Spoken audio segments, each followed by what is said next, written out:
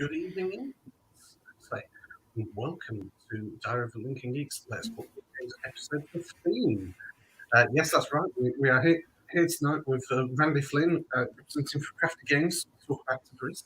But I'm afraid our lovely, talented main man, the big boss, the man himself, Chris Alsop, I'm afraid he cannot make the show tonight. He's knee-deep already in house moves and things. It was one of those chaotic times. We may sneak in later, who knows? So we've also got another special guest today, our man from Down Under, Julian. Making some of these reviews coming up shortly. So here to help us today, quiz Randy on his lovely new game. So I suppose hello to Randy. You are obviously here today talking about Tabriz. So tell us a little bit about something about it. Well, hello, everyone. Tabriz is actually the first game design that I went kind of public with and started playtesting. And it's a worker movement game set in the Persian city of Tabriz. And it's about making carpets. So you are the owner of a shop and you have 3 assistants that wander around the bazaar doing your bidding, collecting materials for you to weave carpets. And those carpets are woven to meet commissions that you draw from cards. And it's, probably a 45-minute to a little over an hour game, depending on player count, plays 2 to 5. Set in turn of the 19th century or 20th century Iran. And that's kind of the high-level view of Tabriz. Nice. Oh, look, that sounds fantastic. A quick question from me. How did you stumble upon the theme? Because I've never really known about carpet making in Iran. So, how did you come up with that theme? Well, first, I developed the game very early on with no theme for a while. It literally had no theme. And I was trying to decide on a theme, and I think it's always interesting for people to realize how these things go. Different designers are different. This could have been a space theme at one point. Like I was considering it being on a space station and collecting parts to make spaceships or other things. But I lived in Iran, in Esfahan specifically, for 2.5 years as a child. And really was kind of one of the most formative places that I lived as a child. We moved around every 2 to 5 years. And I just loved it. And so my parents bought many Persian carpets, brought many back with them to the US. And I have a few myself from them. And I've always loved them. So when the idea of making it about carpet making occurred to me, it really came about pretty quickly. And I love the fact that there was no game out there kind of set in Iran with that theme. So the city of Tabriz was chosen because it was on the ancient Silk Road. It was a much more prominent city back in those days. And it's still a large, wonderful city right at the edge of the mountains. But it also has the oldest continuously running indoor bazaar in the world. It has it's pretty amazing. It's a world or like a UNESCO heritage site or whatever those are.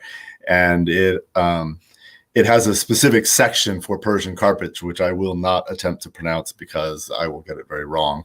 And it's just gorgeous when I see the pictures of it. I never went to Tabriz while I was in Iran, although I went to several of the other cities around there. So that's how the theme came about.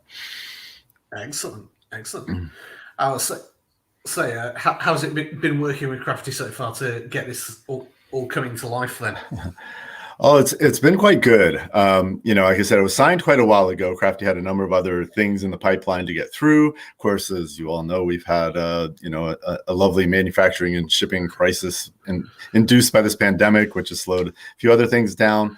But the work has been going in earnest right now. I have the pleasure of seeing behind the scenes what's going on with all of the art and the graphic design, and it's just gorgeous. I'm kind of blown away by it, and I'm really excited for people to get to see some of that. I can see a little bit. You've got here down in the corner. You've got the Tabriz logo there. Oh, yep, and there is some of Dan May of Quill Silver Studios' work on those cards, and Sid Feeney's work there on the character there for that. So yeah, what you're seeing there is materials that you gather, dyes and fabrics, as well as rewards. Seeing some kind of parts of the player boards there. So yeah. Yeah. So looks awesome. So really clean and nice graphics. So it's actually, now we've got those pictures up there, can you describe the gameplay? Because obviously you've mentioned it's about worker movement, not so much worker placement. So yeah, can you give us a quick lowdown on how the gameplay is structured? Yeah, so the bazaar is a series of tiles, and still working through the design of those and exactly how they're going to be laid out. But a key thing there is it is changeable. It's not just a board with one layout. And those tiles are basically stalls in the bazaar, or shops in the bazaar. Some are places you can simply buy the materials. Others are places that you can trade materials. And then there are ones that use dice, and the dice are a little more random. They might offer you deals. They might offer you a way to kind of gamble. They might offer you a way to push your luck. There's going to be, several ones that can be swapped in and out, as well as a default set. Like, for example, one of the ones that has been there for a long time is one where there are 3 dice, and you roll the dice, and whatever the fabrics, the materials, the fabrics and dyes that show up are, you have to buy all of them if you land on that tile, but you get them at a discount. So it's a little random what's available, but if it matches you, you can save a little bit of money, which is pretty important in this game. But you have 3 workers out on the board, and every round you're going to move each of those workers to a new tile and take the action for that shop. So you kind of have that rhythm around it. 3 workers move. So you move them, and then they're the workers are up, and then when you move one and use one, you set it down so that that worker's been used this round. And once they're all down, the round is over, and you do some upkeep and some workshop stuff you get to do to improve your situation, and move on to the next one. Now, I may have done a little bit of stalking of you already, because I saw a video where you were talking a bit about the game. And one thing that you mentioned, and I want to find out if this is actually officially an action. You mentioned that, as you're moving around, you mentioned bribery in one of your video descriptions. Yes. So as you're trying to get the tone of the markets, is bribery an action? So yes, it is one tile. There's one tile, and it's called the Lost and Found. And it's one of these tiles that has a die on it, and it can build up materials over time. So it at the beginning of the game, it'll have one item on it, but if no one takes it, no one uses that tile, it'll get another one in the next round, and so on. And the deal is you have to bribe the Lost and Found attendant to give you everything in the Lost and Found, but it's cheap if there's a lot there, because you just pay for the most expensive item. So that's the attendance threshold there. They need to be paid for the most expensive item, and they'll give you all of them. Love it. Sorry, George, over to you, man. No, say it's a nice little bonus feature there. Almost reminds me of the age-old house rule for free parking on Monopoly. Not the we endorse house ruling. No, the rules lawyer insists that it must be rules as written. No, I'll say it does look amazing, and Chris has managed to find some time to at least pop on and say hello. He's saying that the game looks great as well. He does love the graphics as well. But yeah, no, I suppose. Can you talk us a little bit through how you came up with the idea for the gameplay? It's like how do you get your head in that zone as a designer to sort of knock out a new game from nowhere? Well, it's interesting. I had, like I said, this is the first game design I took public, if you will. I started designing a game shortly after I really got into board games. That is, right now, I'd say it's a 2-hour Civ builder. And it was 6 hours on its first play. So it took some work to get it to 2. And I really enjoyed working on it. I got, I'd be up there late at night just trying things out. I really was not very aware of the different resources available for game designers at that time, whether it be information, whether it be materials, and I was just kind of winging it. But I started to learn more. And when I finally got that game down to, it plays in 2 hours. Okay, I see this. I went, as a first-time game designer, getting a game this big signed doesn't sound like the best path. Like, it sounds difficult. And so I basically set myself about the task of looking through other ideas I jotted down and finding something not so grand. And what I had at that time was the idea of a market-based game, but the key mechanic that was in my head isn't even in the game now. And that's not uncommon for me anyway, to start with something and then throw away some of the core things that were there. For me, this was going to be a game about the market expanding as you moved. In other words, starting off with just a few tiles, but as you moved, having them show up so you wouldn't know where they were. But as I worked on, the ideas for the game and the commissions and all of this, it wasn't a very compelling mechanic on the size of board it was and for what it was. And you started off like, well, what tiles do you start with so you can actually do something? That mechanic just wasn't very compelling for this game. And so I just quickly said, okay, no exploration. Let me think about what all the shops and things are, and go through them. And, I had some ideas. It was very restrictive. Sometimes my designs end up that way. At first, they're very, very narrow. Cascadia was actually the same way. My original design had a lot more constraints on it. And then it's kind of about figuring out how to open it up. So in this game, like Tabriz originally had, before it was called Tabriz, it had, like, you had to complete your level 1 commissions before you could even do a level 2 commission, and it was like this progression across the board. It was kind of restrictive in what you could do. And I, slowly was like, this isn't helping the game, even though it play tested pretty well. I was like, this isn't really all that great. So I had to go back to those commissions and figure out, well, wait, how can I just make it so this doesn't matter? And that's where the idea of 3 different levels of commission came from, and slowly unlocking the ability to take those higher commissions. While those higher commissions also take you a little longer to finish as well. So good that you get started on the lower ones, kind of build up. It's a little bit of an engine builder now. It's got a little bit of that. It honestly didn't have much engine building before I signed it with Crafty. Some of the development's been done on it and added a little bit of that component. But yeah, so that's kind of how it started. Nice. Sounds amazing. I'll say, obviously, you've got some great inspirations there. So I can't leave it alone. You mentioned Cascadia. I'll say absolutely amazing game as well. So I believe our Julian may have certain things to say about that. Oh, no. Look, we were catching up just beforehand. I am one, like many gamers, one with a self-professed Kickstarter problem, and I stumbled across Cascadia. Now, absolutely love that game. And I guess one thing I'm kind of keen to hear in regards to maybe like shared DNA, one thing I loved about Cascadia is, well, obviously we've got that randomness of what tiles come out and what comes out of the bag. You also have you built in the mitigation element with the nature tokens. Now, again, you mentioned here, you've got, you don't quite know how the market's going to establish as you're discovering it. Have you got some of that DNA as well? Because obviously you said you've got dice elements, you've got luck. Yeah. Is there any shared DNA from you as a designer that goes through these games?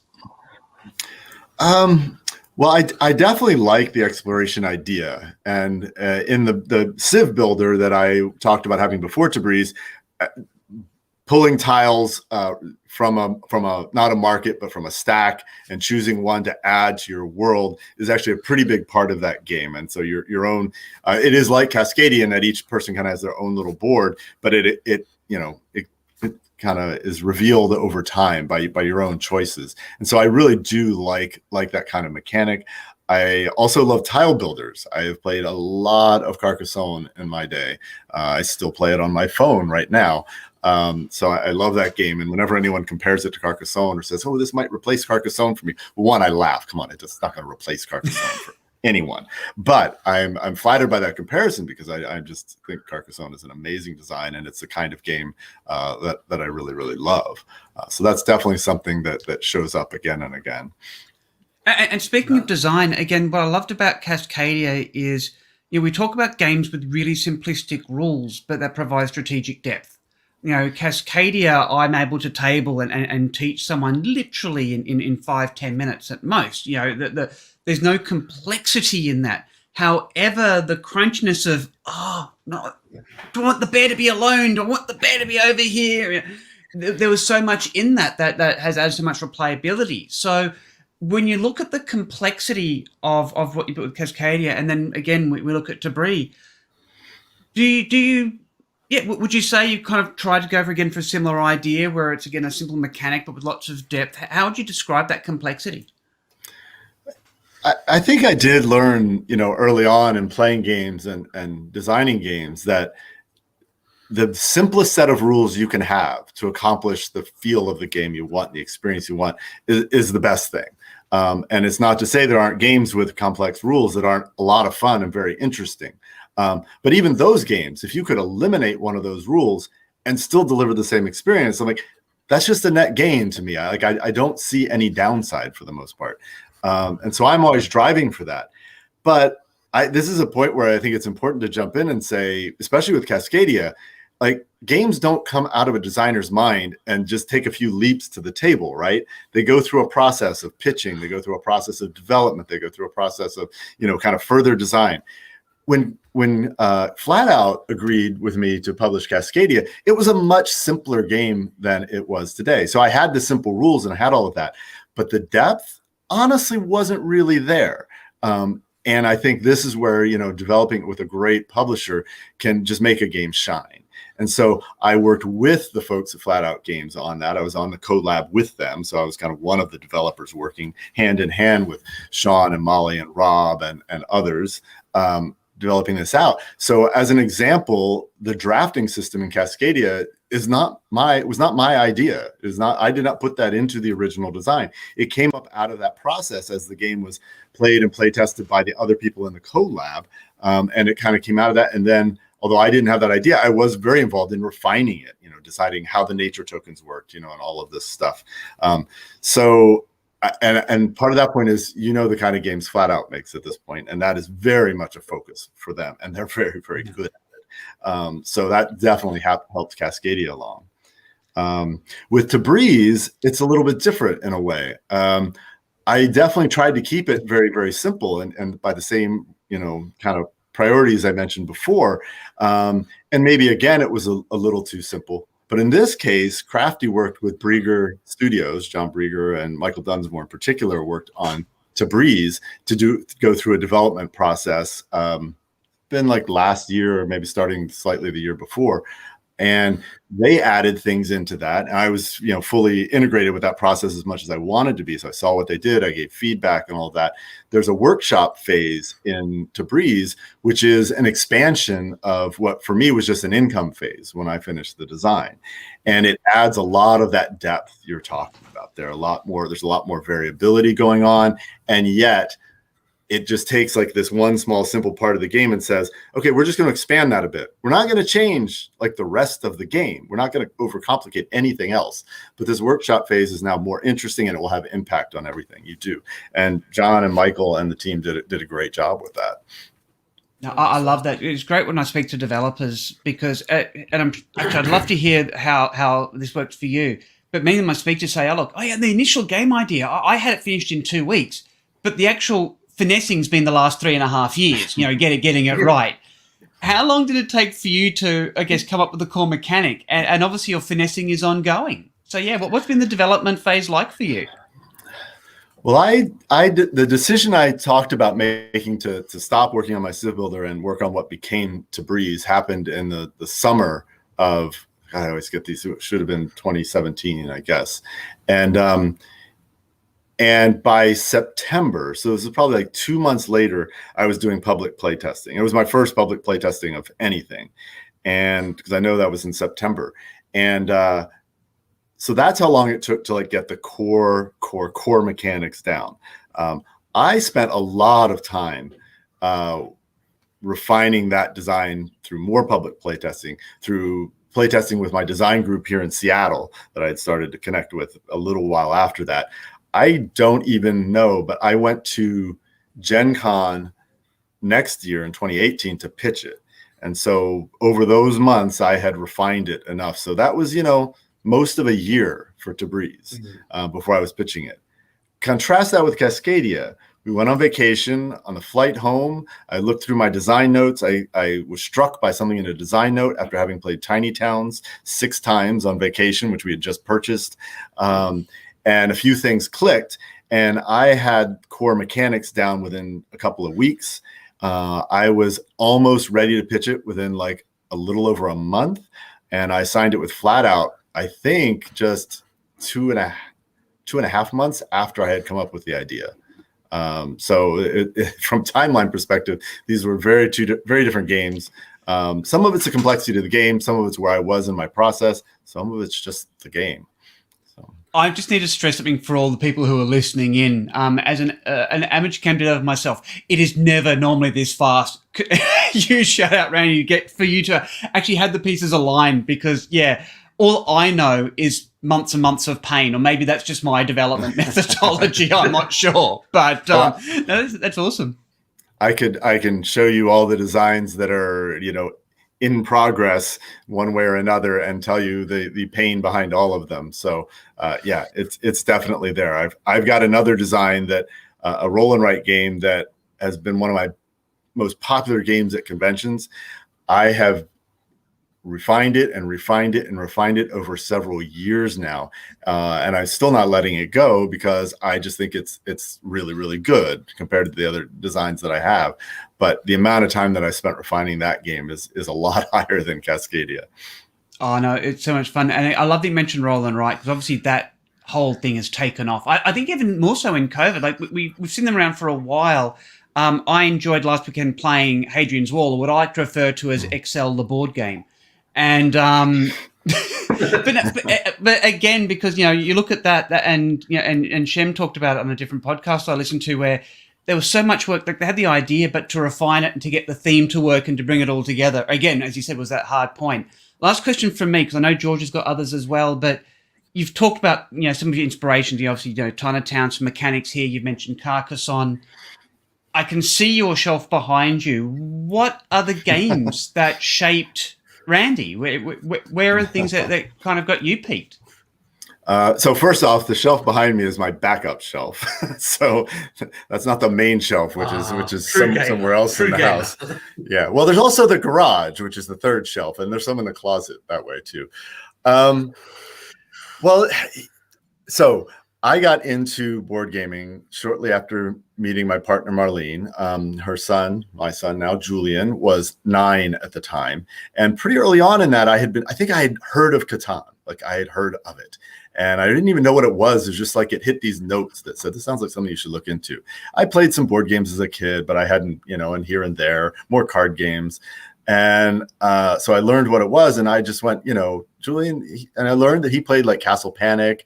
He spent a little time playing chess and all this. And so what I ended up doing was a bunch of research on games that would work for like 8 to 10-year-olds, and came up with a list that I know included Catan. I know included Carcassonne.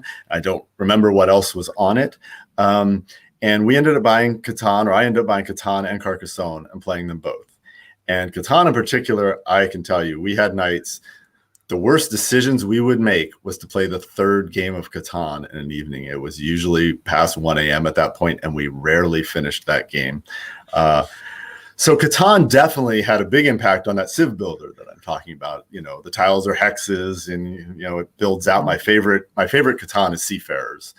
So I love the exploration involved in Seafarers. So I joke that game is a combination of Sid Meier's Civilization and Catan. Which is so you're going to have a Civ builder with sheep for wood. Is that what I'm hearing? There you go. I don't think I put sheep in it, if I remember correctly, but it does have wood. So and then Carcassonne, of course, I've already mentioned that one. We ended up playing quite a bit as well. So those were early ones. But I was thinking about this earlier when you said that about like inspirations and things. And one of the first people I met in the local designer community was Joseph Chen, designer of Fantastic Factories. In fact, he played in my first public playtest, and I think my second or third public playtest of Tabriz. He played it twice that day. And when I started seeing Fantastic Factories, which I actually had already played an early prototype of, I was struck by like a lot of things about that game.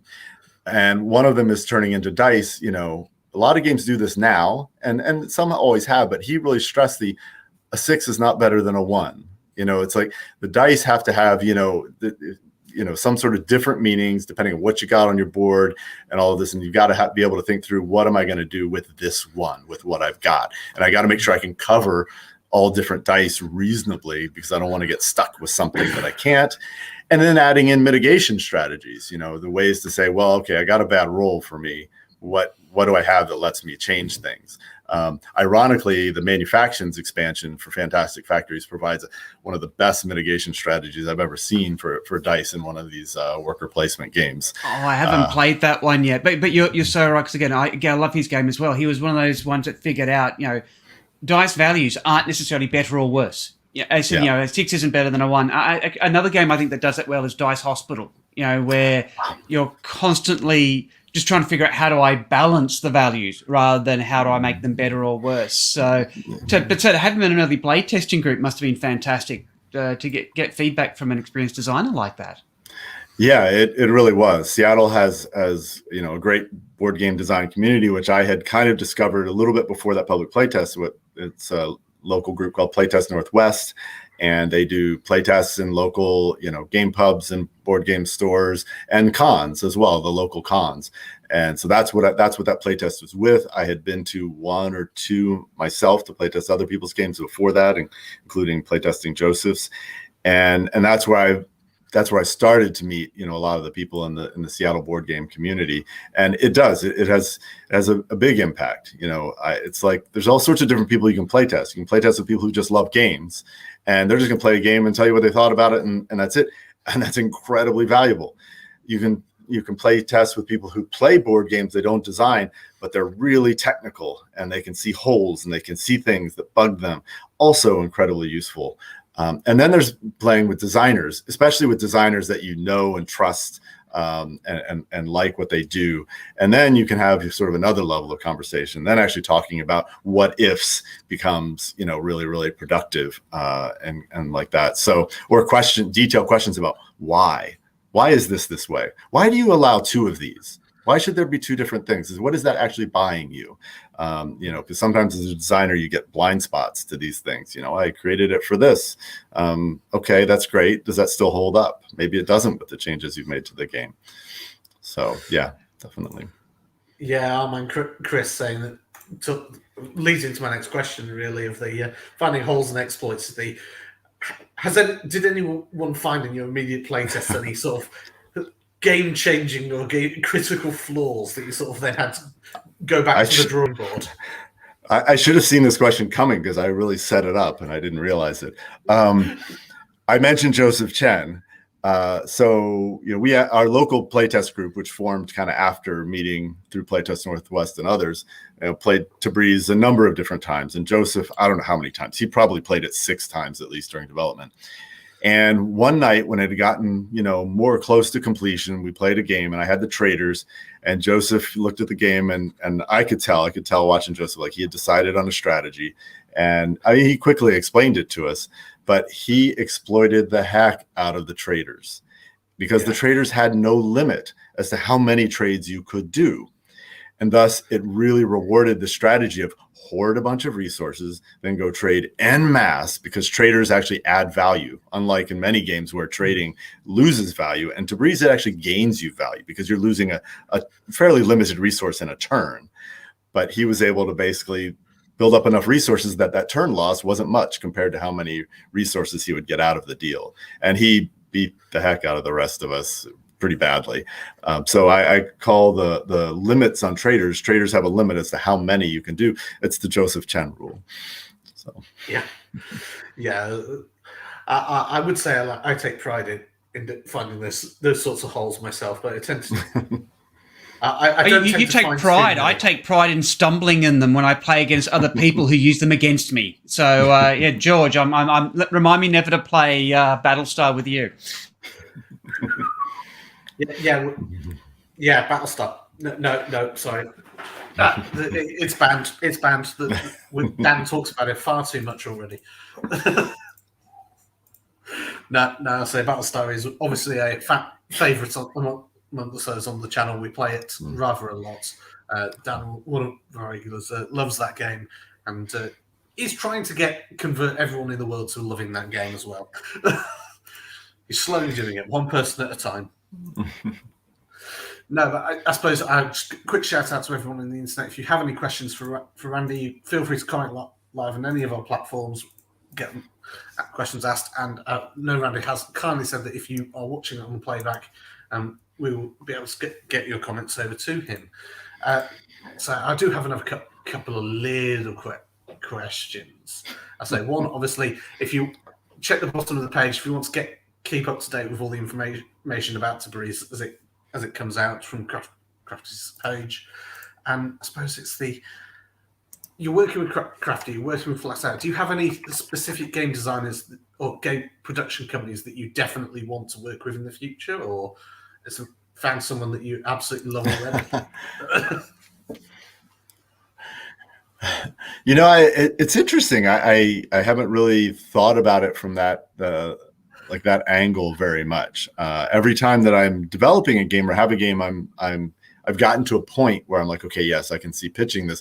I think a lot about, what publishers would this fit with. It's definitely one of the things you have to learn as a designer. There's no point in pitching even a fantastic game to a company that just isn't going to touch a game like that because it's not their brand, their line, their price level, whatever it is. So I definitely think about that every time.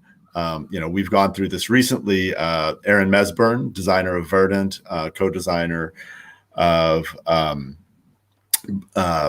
Brotherwise, Overboss, and I are co-designing a rail game, a railroad game. And, we've spent a lot of time, coming up with those lists, like, okay, who does this fit with? What companies might we need to work on the theme with if they were to publish it? What companies would it have to be a lean production, in order for them to even consider it? What companies might like to bling out a game like this and make it, a deluxe experience, going through that, coming up with lists, and which ones do we know how to contact and how should we go about it? So for me, that's kind of a fresh thing every time. I will say one thing, the fact that Cosmos is publishing the German version of Cascadia was quite rewarding to me, because Cosmos publishes just some fantastic games. I've played a lot of Lost Cities, for example, in my day. So sitting alongside in their catalog was definitely very rewarding. Not out yet, next year, but... I suppose similar question with artists. There's so many great game artists out there. If you had to pick one, is there a specific one or art style that you would love to get into one of your games in the future? Well, first, I've been very, very lucky where I am now. Cascadia, as soon as I decided that retheming it to Cascadia, specifically theming it there, like Beth Sobel's name was immediately popping to mind. I had met Beth Sobel once or twice at that point briefly, and of course signing with Flat Out, well, she did their first game, so I was like, they're like, of course we're going to ask Beth to do this game. And so I was ecstatic about that. We have an artist on Tabriz, Sid Feeney, who is doing just fantastic work. I did not know his work at all until finding it on Twitter and seeing his portfolios, but it's lovely to see that work. Really, really great experience. There's a few people like Quan Shai. He does just amazing work, very inventive, also has a very distinct style while still being inventive, which is very, very impressive. I like a lot of the work he has done. For certain kind of games, Ian O'Toole has just some great stuff that he does there as well. I could probably keep going, but some that come to mind. No, it's great list there, certainly. Yeah. And I suppose the lovely cheeky question, I'm sure many regular viewers know that, we are working on our own game at the moment. Do you have any advice for any budding game designers out there? It's an interesting question, because in many ways I feel like why should there be advice from me? Like, I feel like I'm barely into this, and yet at the same time, I have learned that it doesn't take a lot to learn a few things. The thing that I certainly struggle with is I don't struggle with persistence in design. Just for me, I think some people do. Being persistent in your own designs, pushing, knowing when to back off, give yourself some space, but don't give up. Just know that I've got to come back to this and push it hard. Whether it's you give yourself a schedule or whether it's just I'll know when I'm ready to look at it again. But being persistent in design, I don't tend to have that problem. Persistence in pitching and persistence in thinking through, where should this game be published, and how should I go about that? That's definitely harder for me personally to do, but it's another thing you have to have. I've certainly learned that if you're co-designing a game, it's just like, any enterprise, if you will. This can be a really good thing because you can have different strengths between you as to, who's better at contacting people, who's better at setting up meetings, who's better at actually, making pitches or talking about it, who's better at playtesting, at conventions, who's better at virtual work. I had no idea, but I'm actually quite good at doing virtual, game development. I learned that over doing the railroad game that Aaron and I are working on, where I did a good bit of the, what you actually see in Tabletop Simulator when we play test it, for example. No, that's amazing. I'll say the joys of internet lag. Chris has literally just asked the same question. Oh, there it is. I see it on the screen. Yeah. But so next thing when it comes to advice, we have obviously just lived through 2 years of wonderful pandemic excitement that is dripping with sarcasm if anybody was doubting it.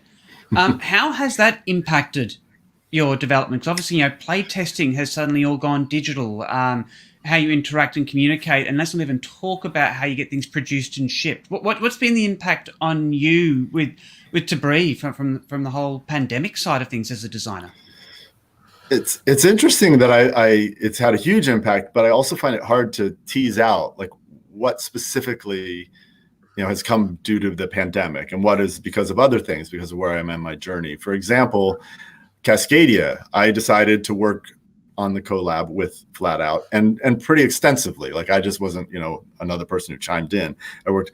So that took up a lot of my time and energy, which means it wasn't time and energy spent into new designs, for example. So when I look at the fact that I struggled kind of bringing new designs along during that process, like some of that was pandemic. I know it was just, all sorts of the little things that it changes. But some of it was how much I was focused on Cascadia. So it's like it's hard to tease apart.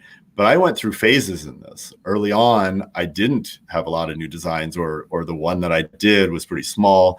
And then when Aaron and I started working on the railroad game, like it gave me a focus. And speaking of like the virtual bit in the pandemic, we started when the pandemic was like, there's no way we were getting together. And we did it all through a phone camera over a physical board, with Aaron telling me like what his moves were as the play tester. And we had we were designing it at that time just against 3, waiting to do 2 and 4 player later. So we actually had, not only was I a player and he a player, we had a dummy player that we had to do. And it's amazing that it actually worked and that we actually learned things from it, because when I look back at it, it's like, that was a pretty painful way to go about this. So after we did that twice, I was like, all right, I'm going to dive in on Tabletop Simulator. I've done some stuff there. I know the basics. I'm a software engineer, so I kind of understand how these things work. And that's when I dove in. And once we got that up and running, things were so much more smooth. And it's interesting because I have a feeling that after that point, there was some help from the pandemic in terms of Aaron and I's design loop, because we basically set up weekly meetings. It was virtual. We didn't have to worry about too much about, I've got an appointment today, I'm doing this, I can't drive over there in time. We just pretty much did it every week, at least. In addition to our chats, we had our live play test and talk through of where we were. And that worked really, really, really, really well. So it took me some time. Yeah. Yeah, for me, the silver lining of the last 2 years has been seeing how digital design has evolved. TTS over the last 2 years has done a huge amount of development, including also things like Boardgame Arena and other online tools. The use of tools like Discord, which of course also hugely increased what they could do, just because all of a sudden you had this influx of users that didn't have a choice but to go online.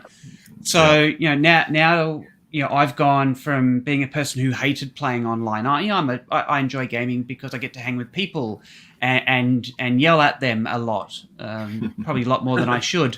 But moving into online space means I have now spent the last years meeting gamers from all around the world. That's how I got to meet this crew, and how an Australian is now sitting around with all these other accents and trying to be understandable.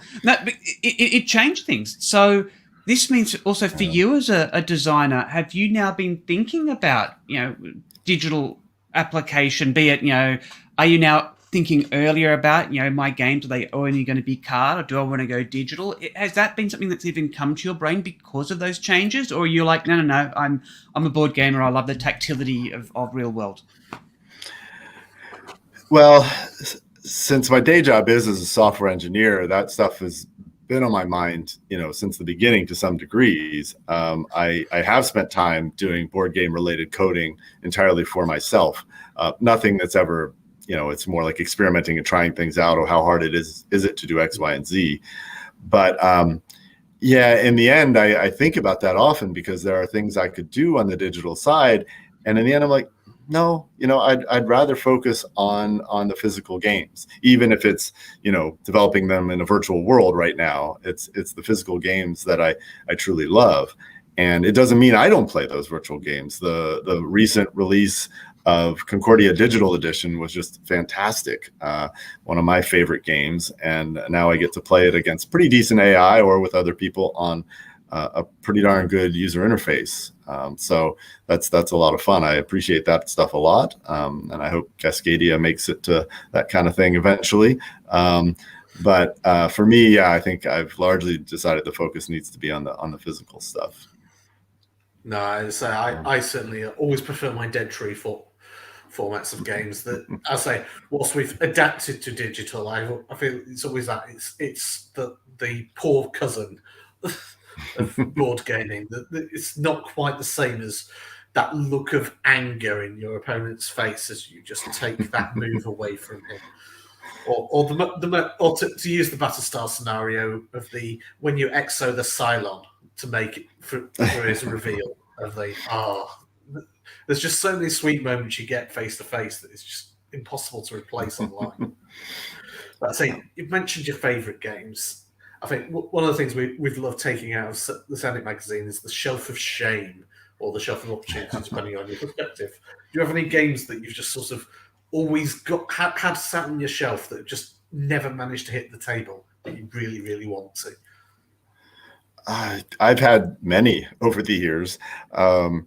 I have been lucky enough to knock a number of the for me are larger games out, more recently. Like there's an interesting thing in that I backed the Brass Kickstarter back for Lancashire and Birmingham, and those sat in shrink on my shelf for ages. In fact, I only broke them out of shrink to literally look at the parts and the rules to think about something for another co-design that I'm on, just to some comparison's sake. Now I had played both games at conventions once each. But recently I've been able to pull them out and play them with one of my gaming partners, which has really, really been awesome. But that's what happens for me and I'm sure it happens for a lot of people, but it's the larger, longer games that sit there, and have a harder time getting played. My own group, we can play big, larger games, but there's a certain kind of technical complexity that doesn't work with the full group, and so those games get a little harder to bring to the table. So I'm trying to think. I'm sure there's something on this shelf back here. Let's see. I have not yet played any of the Champions of Midgard expansions. And one of my friends that I play games with and I love Champions of Midgard, and I've heard that both expansions are good, and one in particular mitigates some of the maybe wonkiness in the main game. So I'm actually pretty disappointed we haven't made that one to the table yet. No, I also love Champions of Midgard. I'll be honest, I'm being a really bad geek here. I didn't even know there were expansions for it, so I am going to have to go out and investigate. Sorry, George, I'm going to have to ask you to hand your card back in at the end of this stream. Yeah, that's it. I'm out. And I'm glad you mentioned Brass. I actually just spent the last weekend playing Brass, actually doing two things fantastic. Playing Brass with friends and combining it with a whiskey tasting night. Yep, that sounds pretty good to me. And I think our man from down under is frozen. So Yes. yes. So I suppose, do you have any questions for us, Randy? Well, what kind of game are you co-designing? Ooh. At whatever level of detail you want to give. Chris also saying he's up for brass on a whiskey tasting night. There you go, Julian. You got an invite. So yeah, the game we're working on, it's theoretically supposed to be an cooperative educational game, but I say it's like you're saying, how the core mechanics of something you have in your head at the beginning, and then you develop it and you develop it and you develop it, and it feels like it's a bit of a living organism at the moment, so we're not quite sure where it's going to land. And it's a nice journey of discovery at the moment, I would say. I think we're getting there. So it's, I think we've just about got the bare bones in place, and need to give it some serious play testing now. So yeah, well, I'm a big believer that some games just you need to let them go where they're going to go. You know, I've got a couple of friends developing a game that's like that. Like each time I see it, it's quite different. It has a few core things, and they're just searching, you know, for that part that pulls it together. They've got some parts of it that are really good and that they really believe in, but they haven't really pulled, you know, the parts together to make it shine. And the changes can change it quite a bit between times I see it. No, it's excellent. Well, I haven't asked the $1 million question, Randy, which is, do you have a release timeline for Tabriz? Again, we talked about obviously impact of the pandemic on timelines, but yeah, do you have any dates or ranges you can share for those of us who are waiting for the next big game to come out? So Tabriz is scheduled for a Kickstarter in the first part of next year, and that's about as specific as I can get because it's about as specific as I know. And yeah, lots of things driving exactly when that date will be. So most of what I see of it is all the art and graphic design coming together, feeling like the gameplay is in pretty good shape. Starting to work on marketing, you know, leading up to that Kickstarter next year. So it should be sometime in the first part of next year. And if we want to keep on top of what's going on with that, what's the best way of doing that? I think you all are running, there you go, the newsletter for Crafty Games. They will not overwhelm your inbox. I know that. I'm on their newsletter list, of course, and they'll keep people informed of that. Also, my game design, like public game design presence, is almost entirely Twitter, and that's RF_Seattle. Anyone who follows me knows that I do not have any problem with self-promotion. So if you follow me, you will indeed learn more about Tabriz. Excellent. No, I'll say it's been absolutely great chatting with you, Randy. I'll say I'm really looking forward to seeing more of this game. It looks absolutely amazing, absolutely stunning, and I really like the sound of it. It's just sounds awesome.